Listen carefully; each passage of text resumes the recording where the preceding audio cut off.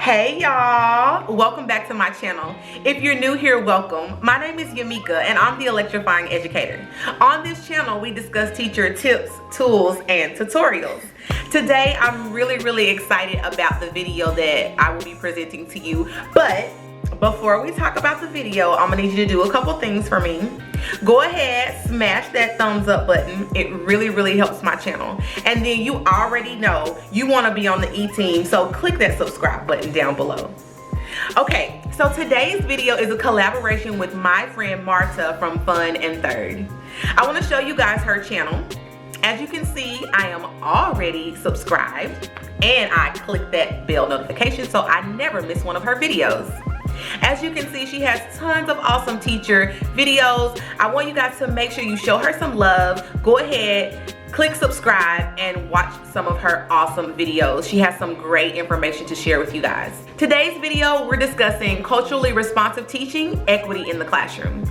I am so excited to bring this video to you guys. Marta and I got together and we really wanted to bring you some real tangible resources and strategies and activities that you can use in your classroom to address the needs of all your students. If you're interested in any of the resources or tools that we discussed, everything will be linked in the description box down below. FYI, if you use my Amazon links to purchase, it does help me out, so thank y'all in advance. So without further ado, let's get started with the video.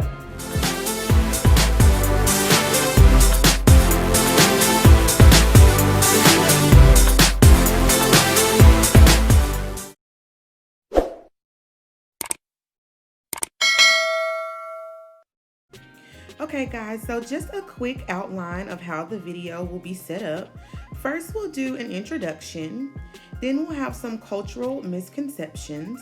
Next, we'll have elementary resources and perspective, which will be on Fun and Third's page. And then my part, secondary perspective and resources in this video.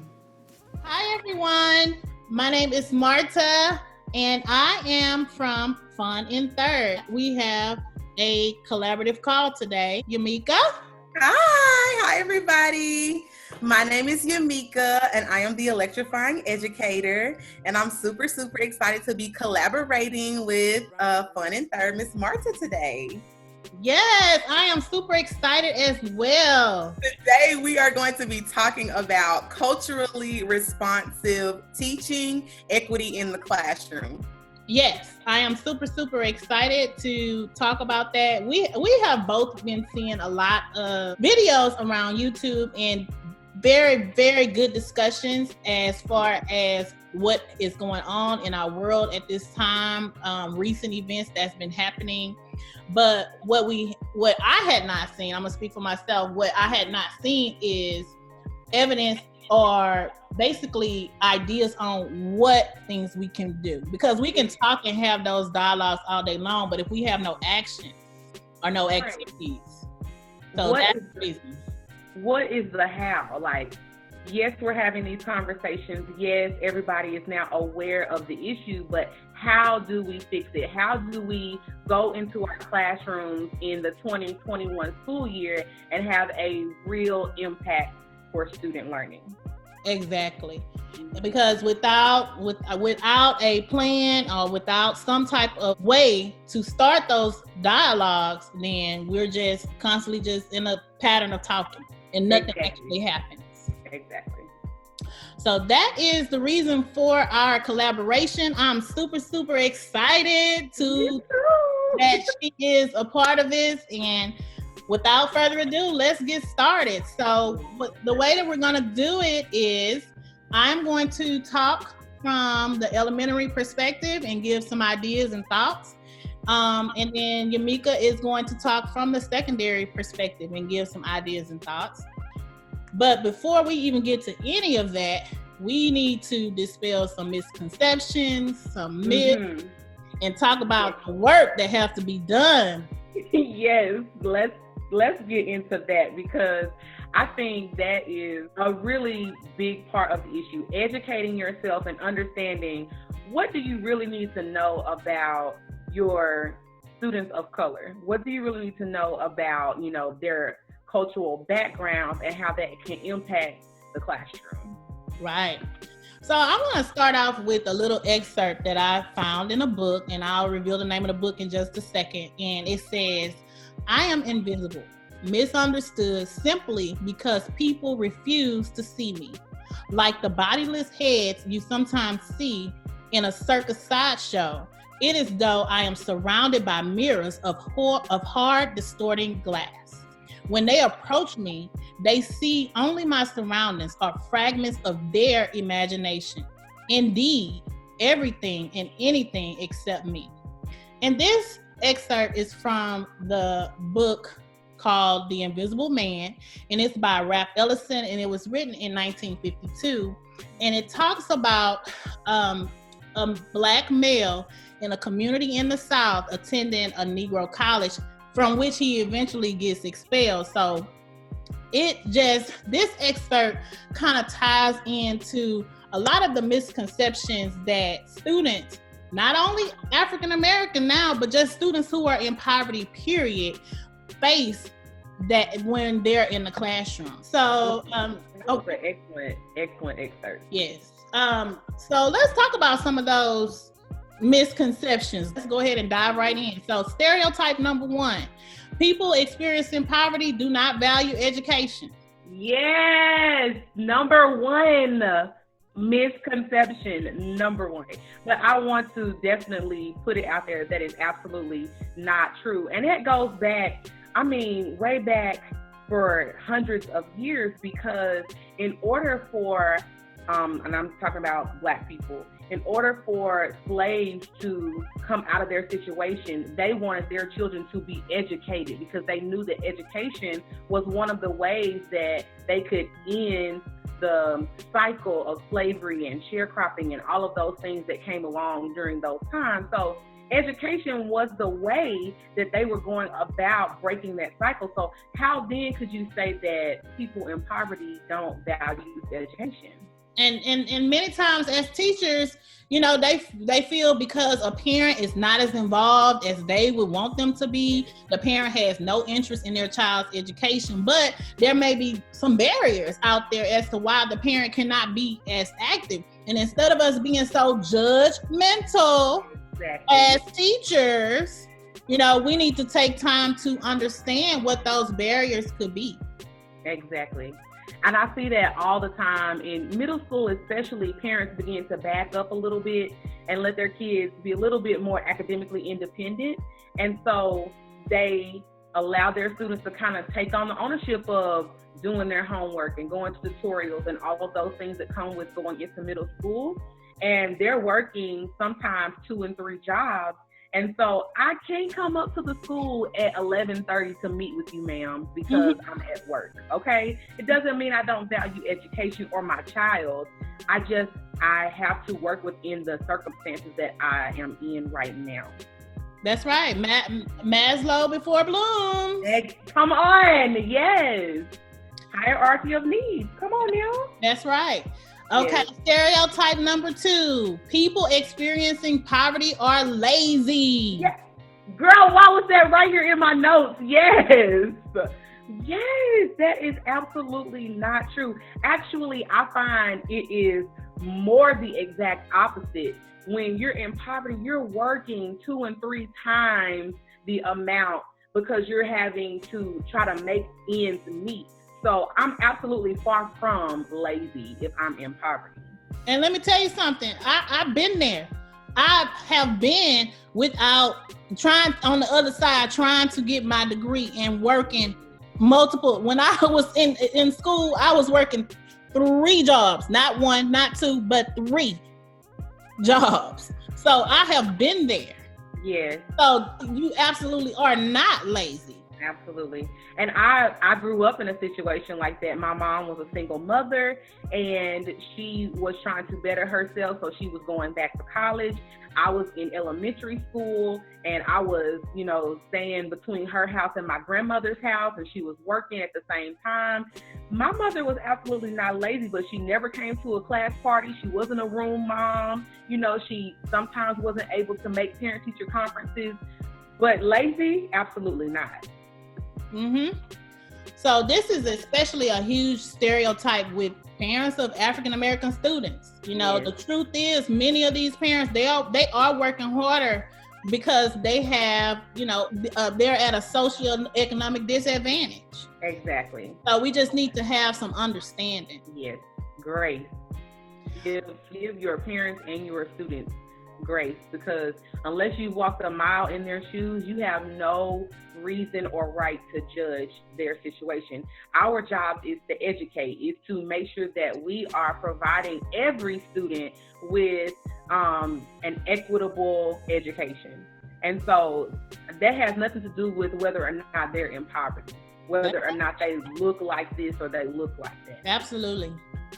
Stereotype number 3, people experiencing poverty are substance addicts. That's good.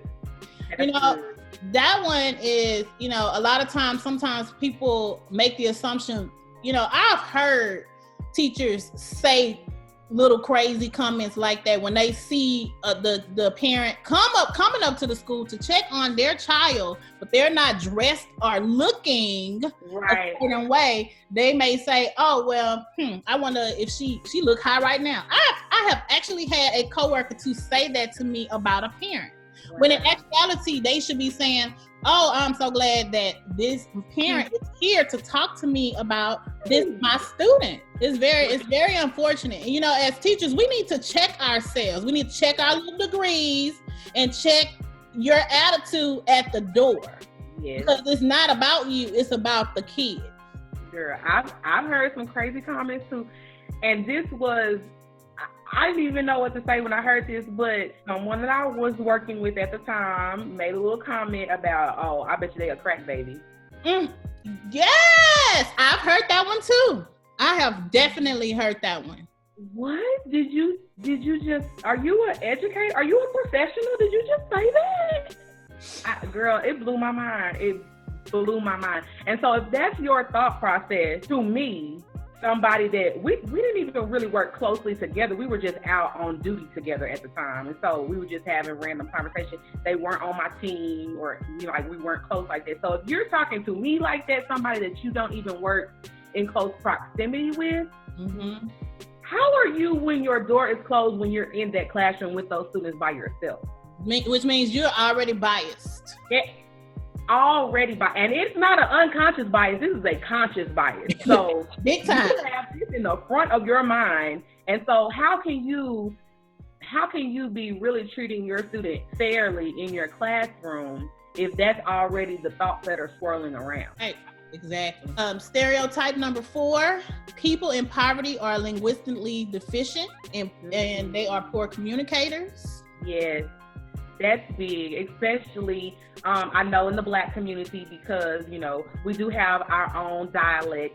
And so, and I am the world's worst about this. I will code switch in a minute, and I will start just being comfortable and talking, you know, comfortably.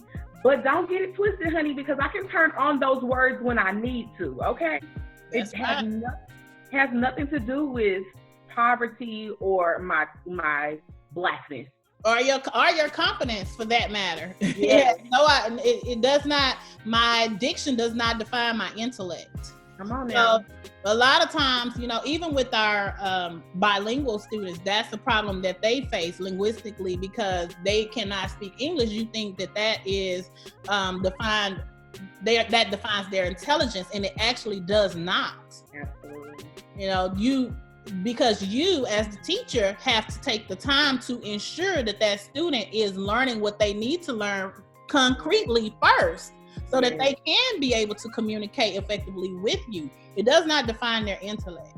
Exactly. Absolutely. The last stereotype that we're going to talk about is people experiencing poverty are ineffective and inattentive parents. That's it. And, you know, we kind of already touched on that, but a lot of times they're doing everything that they can do to make sure that their family survives, that they have food and clothing and a roof over their heads, and, you know, the basic necessities. And so that means I'm an excellent parent, because if I'm doing everything I need to do to make sure that my kids have what they need, then I'm a good parent. And just because I can't come to the school at this time, or because I can't answer the phone at this time, that doesn't make me a poor parent. Right. We just want to put these things out there. Teachers, for including our own selves, to do a self-check. You know, Right. Many times parents are facing barriers that people in higher socioeconomic areas don't face. You know, like I said, it has to be Maslow before Bloom's. Yes. All of us know as educators about Maslow's hierarchy of needs. If a student's basic needs of security and shelter and food are not met, how can you expect them to be focused in your classroom? Absolutely. So those are some things that, you know, we definitely have to be aware of. Yes. We have to check ourselves before we can be most effective for our students. So before we can start any discussion with a student on biases or racism, the work has to be done within our own selves. You need to do a self-check to recognize your own biases and privileges. Mm-hmm. Just as you should not expect people of color to take the lead in speaking out on racism, you also shouldn't expect educators or other educators to educate you on your own biases. It's not about color at this point, it's about teachers. Exactly. And I think a lot of times the fact that we're professionals is not at the forefront of our schools. If I'm a professional, that means that I am constantly making sure that I am on top of the latest research, or, you know, that I'm reading more, I'm learning about, you know, my profession, how I can be the best teacher I can be, how I can make sure that my students are getting the best instruction, best practices. So going to professional development and, you know, just continuing your education, lifelong learners. We preach that to our kids all the time, but that's true about ourselves as well. So I feel like in terms of, you know, doing the work like you were saying, that's part of our job as professionals, is to make sure that, you know, we are 100 first before we go into the classroom. Mm-hmm. And I really feel passionate about that, because a lot of times I see teachers blaming the kids for everything. Oh, my kids can't do that activity because, you know, blah, blah, blah, blah. Or, oh, my kids can't learn that skill, I'm gonna have to do blah, blah, blah, blah, blah. But did you do any research to see if there's another way to teach that or to get across to your kids? And so that's why I'm really excited about this collaboration, because I feel like these resources is going to lay the foundation for educators out there to do some work to make sure that they're best for their kids. Right. The purpose of this is to start the work on our own selves, and to also provide some ideas and activities for you to, once you finish the work within yourselves, to definitely start having those conversations, those critical conversations within your classroom. Because students definitely still need to know about topics like systematic racism, anti-racist education. They need to know what bias is, disparity, all those type of things is very, very important that students of any color, you know. Absolutely. So the next thing that what I want to share is, and it'll be a link in the comment section, is there's a quiz, and this quiz is given by harvard.edu, and it's are you biased quiz. Oh. And so, you know, if you are ashamed to talk about it and discuss it with someone else, that is perfectly okay, because what you have to do is start with one step on the path, you know, and start in the privacy of your own home, on your own computer, and take the quiz to just see, you know, because it's going to give you some results, and you may like the results and you may not like the results. I took the quiz, and one of the disclaimers that it gave was that, you know, it may give you some results that you don't necessarily agree with. So the link will be in the comment section. And if you feel like you're not sure if you are biased about anything, that's one way to identify, and it's given by harvard.edu. So definitely something that you can look into. That's really awesome. I need to take that, girl, to see. Yeah, I want to put it in the comments. I want to put it in the comments for everyone. Okay. I was also looking for some type of maybe like checklist or something for in the classroom. So what I found, and this is really crazy because it's 10 years old, so there, maybe some things that are outdated, or really what I was thinking is, wow, if this is 10 years old, we're still trying to do the work. Mm-hmm. That was really made me think, and it made me really feel like that's crazy that this is a document that's 10 years old and we're still not there. We're still working on this. So, but anyway, it is from Montgomery County Public Schools, and this came out in 2010, and it's a resource for equitable classroom practices. And so what it is basically just a document, and it is kind of like a rubric. So it goes through and it says, like the first one is welcome students by name as they enter the classroom. And I'll talk more about this later on when we start talking about the middle school side of things and some strategies and things that you can do. But it's just basically a rubric, so to speak, of like, okay, here are some things that I can do in my classroom to, like you said, take a step towards having a more equitable environment for students. So I will link that as well. Oh, that sounds good. Yes. Okay, those were some really excellent books. I'm definitely going to have to check those out. But just kind of switching gears now to more like secondary, middle school, high school students, we still need to provide some type of outlet for them to be able to have those conversations. And so in middle school, you start getting really content heavy. And I find that a lot of the teachers that I work with feel like, well, I don't have time to do that. I have all these peaks that I have to teach, and I have all of these skills that I have to, have. And so it's hard to get them to add anything to the classroom. So what I wanted to talk about is really just some equitable practices that you can incorporate, some strategies that you can incorporate in the classroom that will meet the needs of all of your students, where you're not having to include something extra, but it will provide all students with an equal opportunity. And so the first thing that I want to talk about kind of goes back to the stereotype that you were talking about, that, if you're impoverished, that you have a lower IQ or whatever. And so that's not the case. Sometimes, because I'm not exposed, I don't have the same type of exposure or experiences as other students, that means that I may not be aware of the same vocabulary words, or I may not have heard different scenarios before. So thinking about that, some strategies that we can use in the classroom for middle school, high school, and elementary, because I know elementary does this too, but a word wall. Having a word wall will really provide your students with a resource that they can use to help them in the classroom, especially if they are building academic vocabulary because of a lack of exposure or whatever the case may be. I'm a math teacher, and we use word walls in math as well.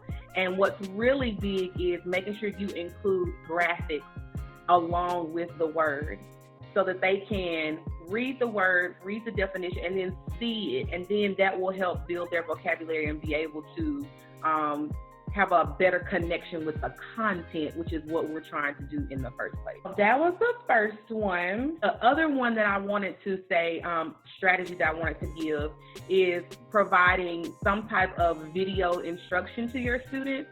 And this is a couple different reasons why I want to say that. The first one is sometimes I need to hear it again. And that has nothing to do with my IQ, that has nothing to do with me being impoverished or anything like that. It just means that maybe I learn a different way. Providing those students with different experiences so that they can see it, they can hear it, they can touch it, they can do it for themselves. And so a video lesson is one of those ways that provides visual and auditory experiences for students. If you're not into making your own videos, that's cool. That's what YouTube is for. Find a really good YouTube video that explains the topic or the concept really well, and then give students access to that. So that was the second strategy. The third strategy that I want to talk about is collaboration in the classroom. Again, just because I look a certain way or I talk a certain way does not mean that I cannot learn. Sometimes I just need to be put in a different situation where I can feed off of my peers and my teachers. So I want to talk about Kagan strategies and structures.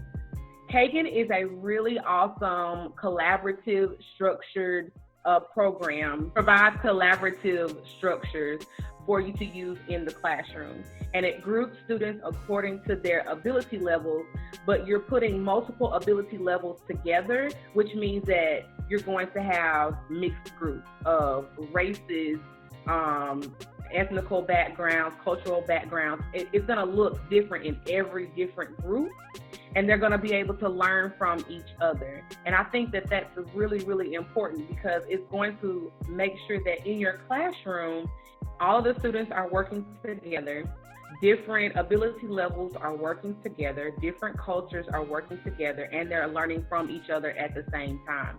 And I really feel like, yes, exactly. They're collaborating together, and that is building your equity in the classroom. That's building your classroom culture and climate, environment, to really be one that everybody in this classroom can learn and will learn, okay? So those were the three strategies that I kind of wanted to talk about.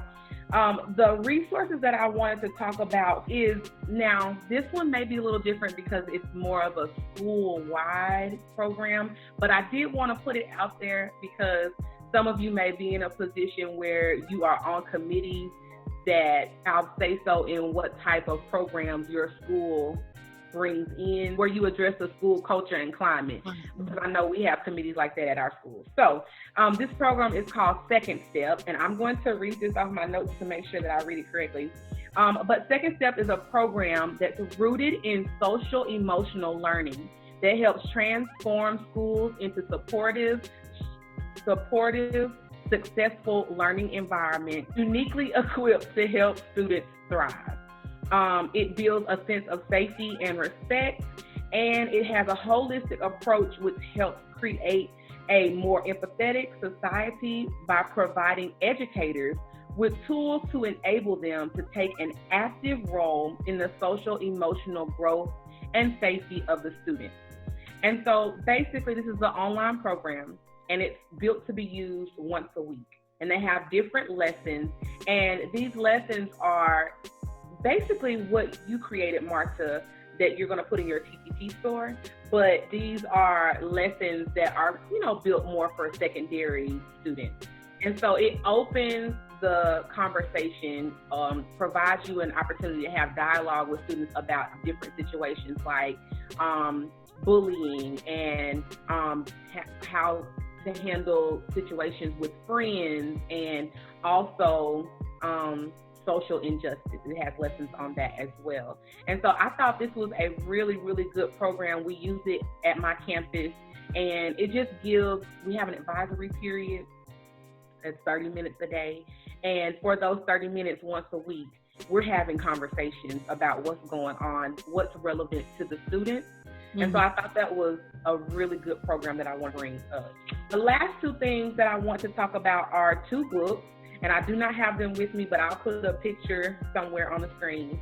A Framework for Understanding Poverty by Ruby Payne. Now, I did a book study with my district on this book maybe 2 years ago or so, and it was a phenomenal book. You can find this on Amazon. I'll include the link, but the purpose of this book is just to provide educators and leaders with ideas and guidance to improve their effectiveness with individuals from all socioeconomic backgrounds. Mm-hmm. And I love it because this book, the root of this book, the author suggests, is creating relationships. Right, exactly. Yes, that's the key to student achievement. And it's a really great read. So I hope that you all check that out, but I'll include the link below. Really phenomenal book. Those stereotypes that we talked about can also be found in her book as well. So I'll definitely link that. The last book that I want to talk about, I also did a book study with my campus on this one about 4 years ago, Overcoming the Achievement Gap Trap, Liberating Mindset to Effective Change by Anthony Muhammad.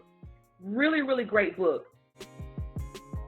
So this book will cause you to have some really uncomfortable conversations with your peers. But that's what we need. That's right. Yes, that's what we have to do. If we're not having those uncomfortable conversations, change is not happening. And so I know that a lot of my colleagues had some major issues with the conversations that we had to have from this book. However, I think that it was a major success. I think that it opened some eyes, it opened some minds, and I've seen change on our campus since we did the book study. Are we perfect? No, but we did start, and that's what we're trying to do. We're trying to start the conversation so that we can grow. It doesn't happen overnight, but if you never do anything, nothing happens and nothing changes. That's right. We'll be constantly. It'll be just a revolving circle, insanity. Yes, absolutely. I'll include. Expecting, how's that saying go? Expecting, doing the same thing, expecting a different result. We'll just be going round and round in circles with no change. That's insanity. Exactly. So I'll include that link below too. It's another really, really great book. But yeah, that is all of the strategies and resources that I wanted to talk about. Well, I really think I am so super, super glad that we had this conversation. I really think that it was powerful. I hope that we're not judging anyone. We're not, and I'm not saying that I'm nobody's expert. These are just, talks from the heart and from our experience as teachers and what we see and what's going on basically in our world today. And so we want to, all of us teachers, we're going back into a different, we're facing uncertain times. And so we want to go back as strong as possible. Absolutely. Everything happens for a reason. Everything is ordered for a reason. And so we just want to go back as strong as we possibly can and to genuinely help our students. So that's what this is all about. Absolutely. There's a lot going on in our world. And I mean, even with COVID and everything like that, like you said, we don't know what's going to happen in the fall. We don't know what it's going to look like.